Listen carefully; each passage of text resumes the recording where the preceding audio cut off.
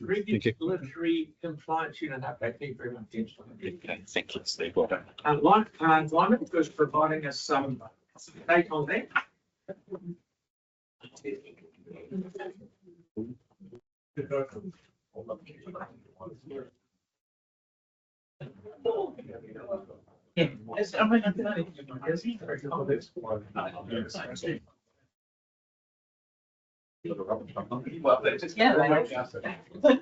We'll get back to you. Yeah.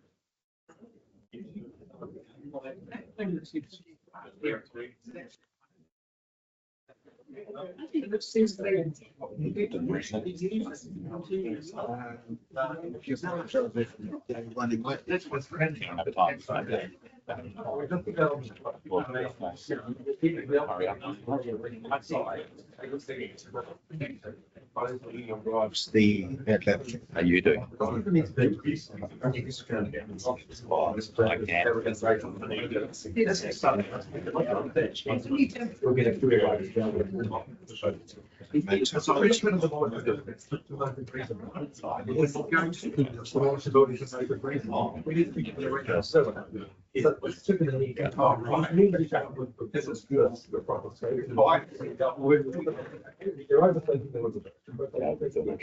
Yeah. Okay. Sorry, we're whiskey. Yeah.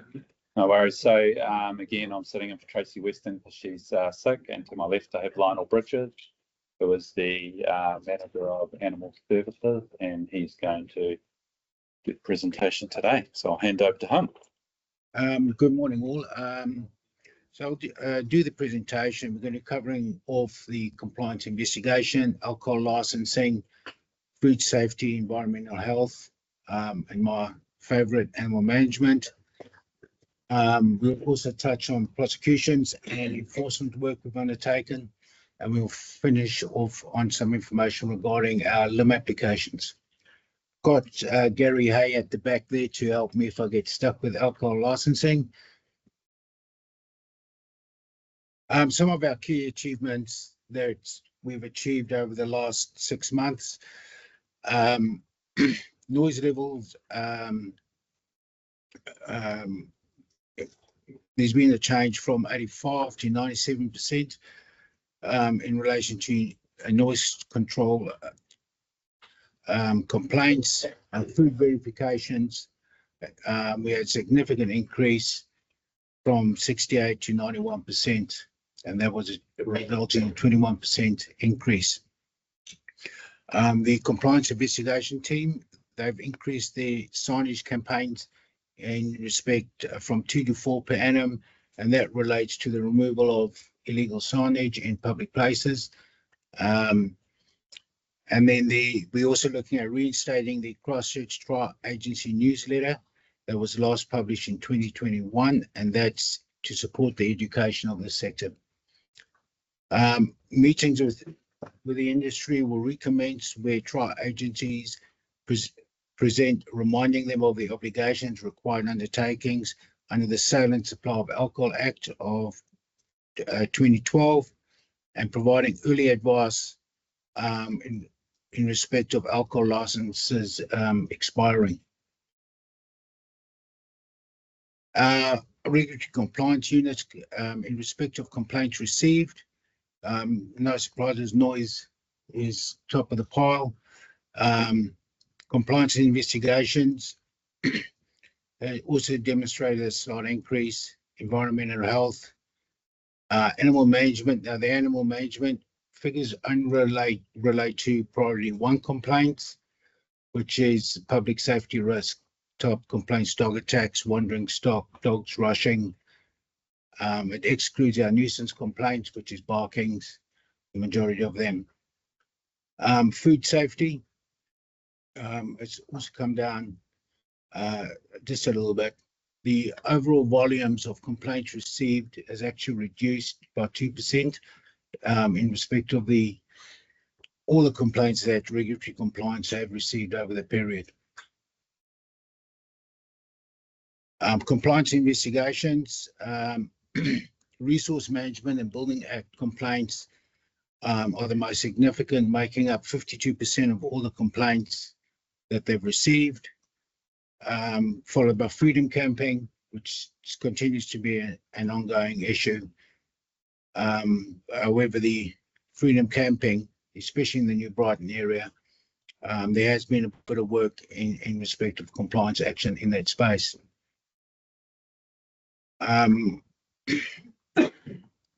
Freedom camping, like previously stated, it's still an issue, especially around New Brighton, impacting local residents, resulting in follow-on complaints of litter, noise, which can be derived to that. Of all the freedom camping complaints that were reported, 14% of those resulted in some form of compliance action against the occupiers.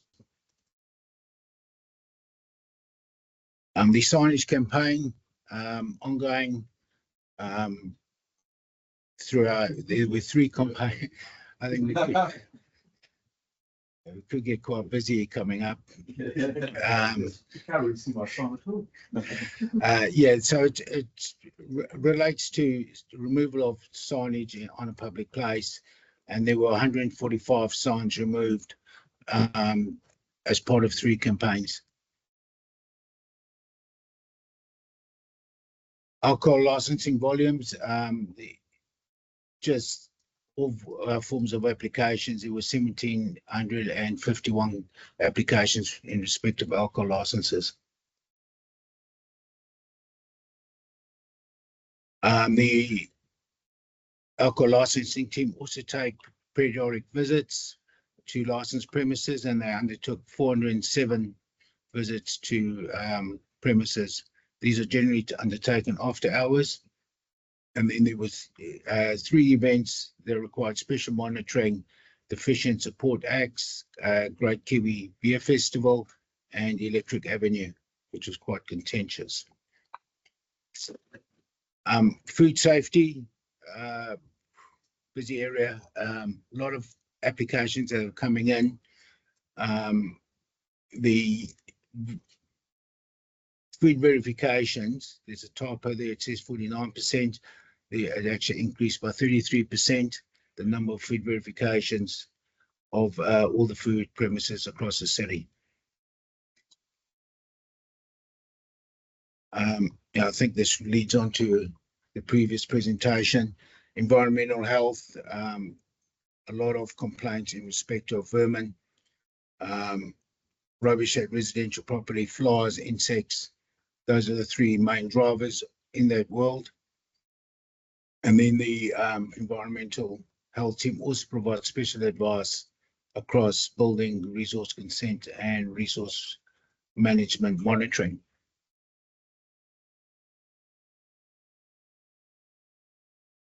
The noise complaints, there were 5,556 reported complaints, and 5,120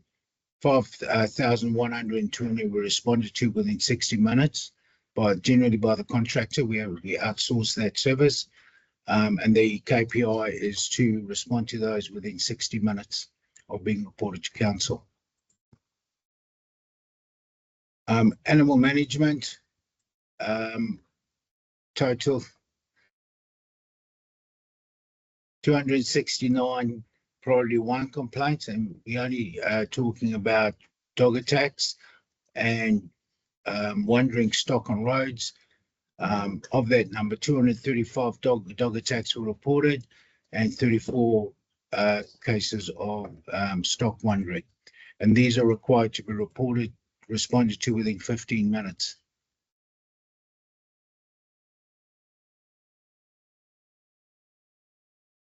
We run 2 educational programs, Dog Smart and Dog Safe, targeting kids. These are presented in schools, but we also provide adult talks to numerous businesses that enter properties from Aura. We're busy with Aura at the moment. We're doing a lot of presentations out their way. Our shelter services, which is performed exceptionally well, but it's very well supported by the officers in the field. We picked up 939 dogs of which 688 were returned to the owners, and that's our policies to return dogs home.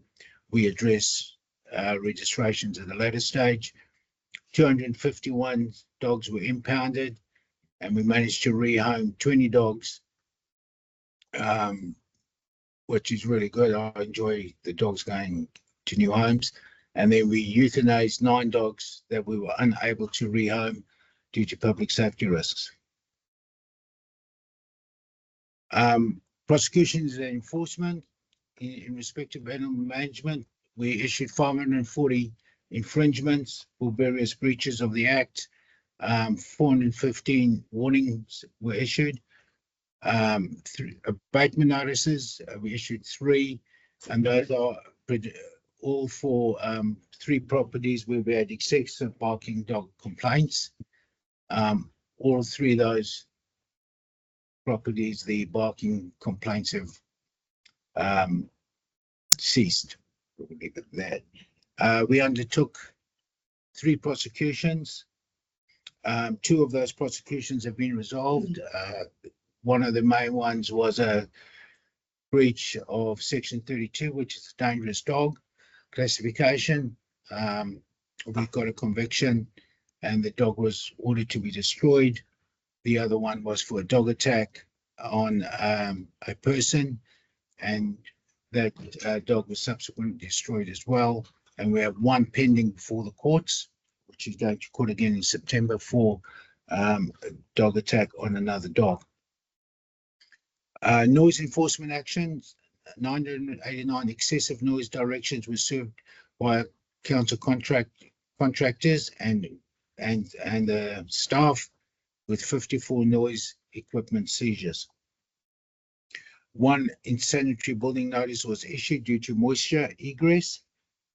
In terms of the Food Act, there were 3 direction notices were issued requiring urgent and or temporary prohibiting the sale of food, and 6 improvement notices were issued requiring a food business to make significant improvements to food safety practices or to address repeated non-compliances.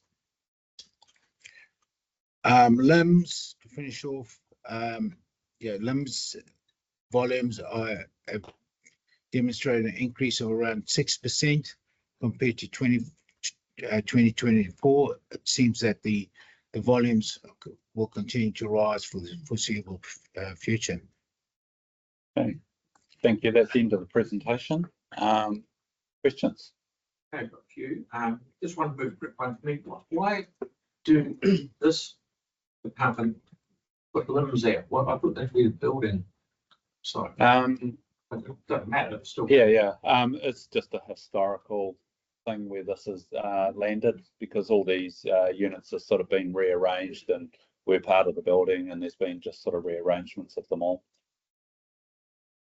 I was just going to ask about enforcement, especially for dogs, because it was actually in the paper today about the horse quarry, and people I think would like more proactive, I guess, monitoring to be the thing that, like to scare people, like that when the police come and check with speed, it sort of gives people a bit of a warning for a while, and then so is there a way that we can get more staff to do that? And the other question I had is, why are we using contractors for some of the enforcement? With respect to a Horswell quarry, we try and get an officer out there at least a couple times a week. We do a enforcement presence from time to time across the quarry. The biggest difficulty at the quarry is the dog fouling is a significant problem, especially around the dog exercise areas. It's not only a Horswell quarry. I've got Prestons I've also got to deal with, and I've also got to deal with the beaches, which is a significant amount of fouling. It's the challenge from a compliance perspective is it's not the dog fouling in a public place that's the breach, it's the failure to remove it that's the actual breach in terms of the legislation. So we've got to get that evidential standard so we can issue infringements. Our policy is an escalated compliance model. However, in when it comes to dog founding, dogs not under effective control, we will more likely than not, if the evidence supports it, go to infringement, because there's two legal standards that need to be met. For infringements, it must be beyond a reasonable doubt. So we have to have all the evidence. So if the infringement is challenged, we can win in court. Where we don't have that legal standard, but on the balance of probability, we believe the dog owner committed the offence, we would then issue a warning as our go-to options from a compliance perspective.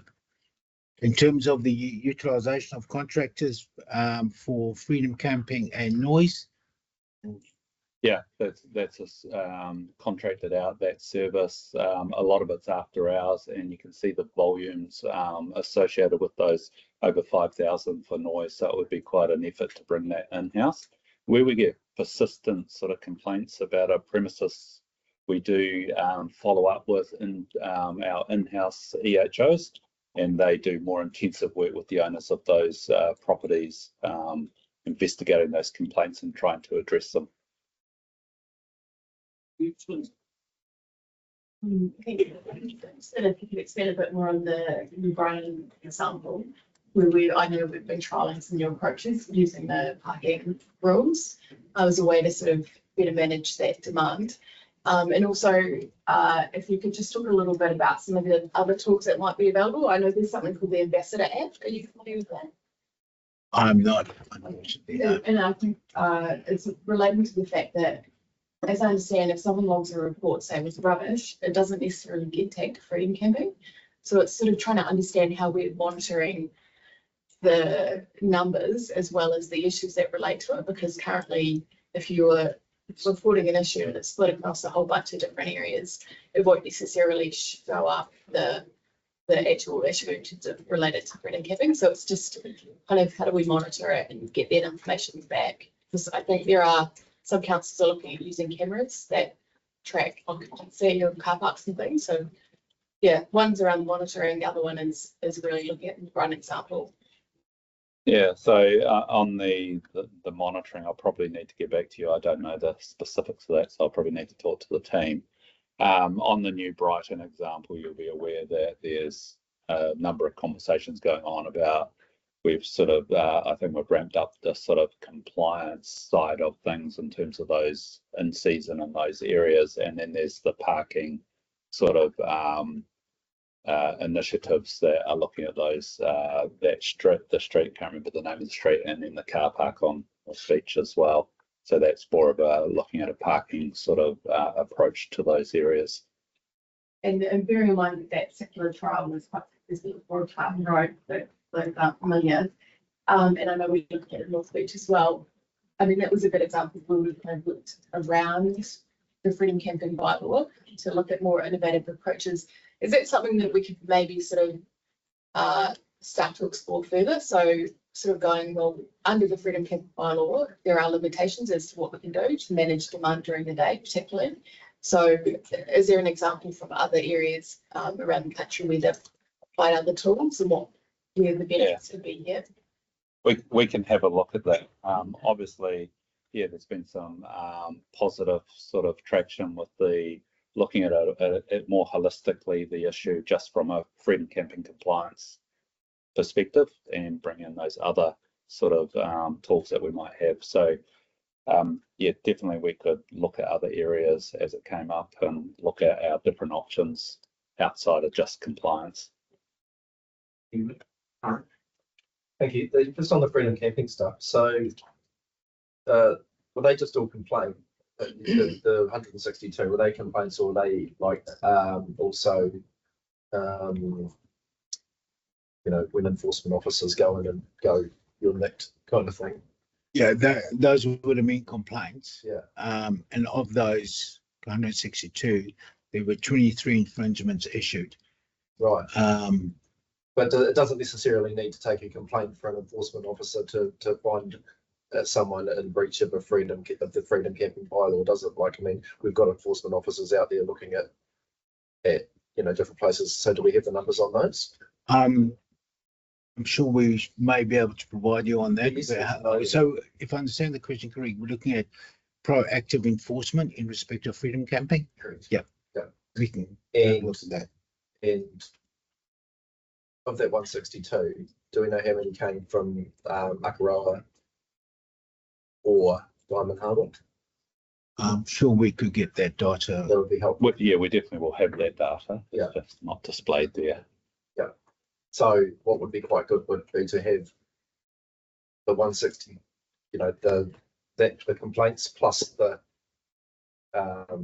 enforcement officers, The proactive the proactive one. enforcement and then area was. Yeah, Diamond Harbour and Akaroa specifically, please. Yes. Thanks, please. Then Young. Thank you. Just picking up on that causal quarry, obviously, because I was around the committee was table on Thursday and we had a project debate around this.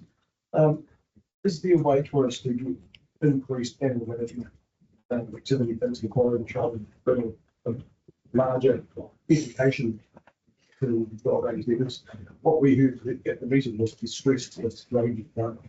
Yeah. And the problem is not so much found or certain issue, but it was more the animal goals, Russian unsuspecting parties. Is that something we can proactively? Like I said earlier, we try and get out there as much as we can. We understand it is a priority area. I had officers out there yesterday for a couple of hours. But I will undertake that we will definitely be looking at to increase our presence over the coming months in that particular, in the quarry. Another question around noise. Do you know whether the contractors or enforcement team put things like noise meters out there or very subjective? I don't know about the contractors, but we certainly have access to noise meters in-house. So if there are persistent complaints, we can look at those sort of things as we need to. The other last question, the DLC, are we expecting much change in the way that DLC operates now that the LOB's in place? No, we don't know that yet, but obviously the LAP they have to consider. Is that your question? Sorry. Yeah, just now probably make it a lot easier. Well, that's what we heard through interviews with them, is that they were supportive of getting better direction, and that would help them when they're making decisions on licenses. Young, please. Thank you. Just two questions from me. The first is, at what level in regards to illegal signage would you take some sort of greater action than just relying on myself, people in the community to repeatedly, year after year, log complaints for the same event in the same location that creates an obstruction and creates dangerous crossings for kids? So we do proactive campaigns on enforcement campaigns on signage. So I think you talked about a couple there that we did. But it's not working. Like I've just put another snip involved in for the third year in a row for the same event, same company who is doing a whole bunch of illegal signs throughout the city. And I was told last time we would have a campaign. Yeah. It hasn't worked. So what I'm trying to understand is, at what point do we take greater action than just asking nicely? Like when you've got signs obscuring like crossings where kids go to school, it just seems unbelievable that they can just repeatedly do it. Yeah. And we don't take any further action against these companies. Especially with council events or events that we Yeah. I'll take that back because I don't know about, we do remove the signs obviously, but the next question is, you're saying if they're repeated offenders, Yeah. what do we do with those people? It's been to your unit repeatedly. Yeah. It's so frustrating to have to keep wasting time logging snaps and solves. Yeah. There's obviously a systemic issue with illegal signage that's not been addressed. So we do remove signage, and we are doing these proactive campaigns, but obviously if we need to. What do you need to do to do a prosecution? What's that? It's done in the public places bylaw of 2018. I'm not 100% up to date with that provisions and whether there is a prosecutional clause within the bylaw. But we can definitely have a look at it. I guess what Yeah. concerns me is there seems to be no consequence, and we just ask them to take the sign down.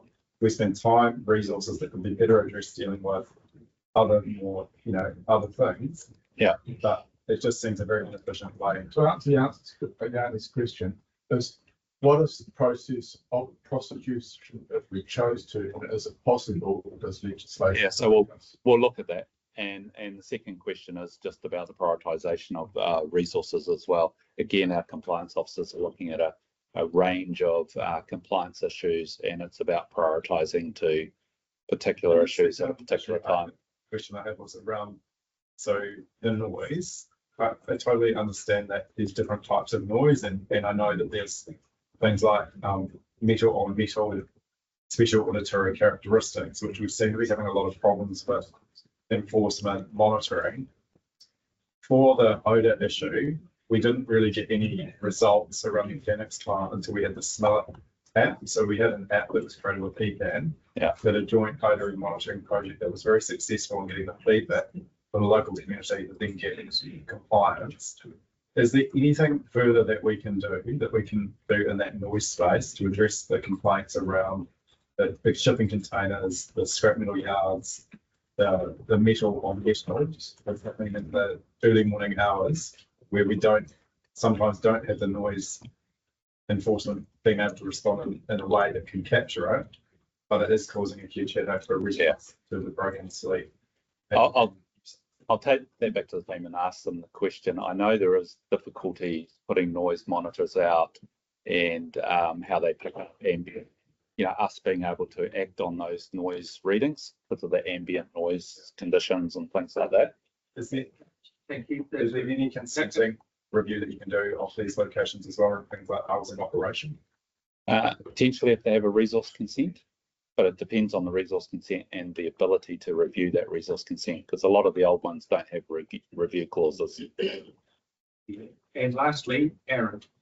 Yeah, it's a great follow-on from Yanni's around with the signage. What's the problem we're trying to solve most of the time? Obviously, Yanni's got his, but back in the real world, when we're going around going after people, and the complaints I've had is the opposite. It's council wanting to take signs down.